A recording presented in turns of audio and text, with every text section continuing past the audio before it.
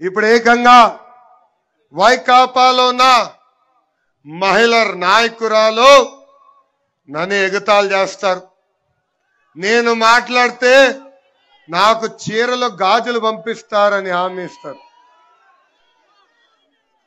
ఎవరు చెప్పారో తెలుసు కదా, డైమండ్.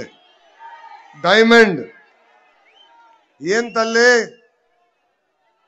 చీర కట్టుకుని గాజులు వేసుకున్న వాళ్ళు చేతగానోలా?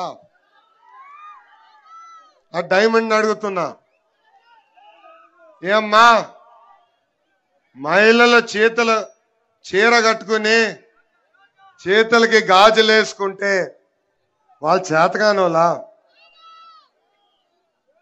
ఒక మహిళ మంత్రి ఉండి మీరు ఇట్లా మాట్లాడచ్చా? పంపించండి ఆ చీర గాజులు, పంపించండి నాకు ఆ చీర గాజులు. మా అక్క చెల్లెలకి నేను గౌరవంగా పెట్టి వాళ్ళ కాలు నేను మొక్కుతా.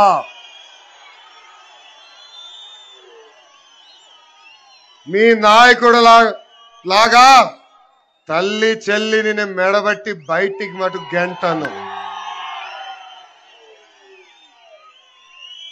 మహిళలు ఎంతో జాగ్రత్తగా రూపాయి మీరు జాగ్రత్తగా పెడతారు తల్లి. ఇల్లుని జాగ్రత్తగా ముందలు తీసుకెళ్తారు. అలాంటిది జగన్మోహన్ రెడ్డి, ఈ జాదవ్ రెడ్డి ముఖ్యమంత్రి అయిన దగ్గర నుంచి మీ డబ్బులు లాక్కున్నాడు తల్లి, మీ డబ్బులు లాక్కున్నాడు తల్లి.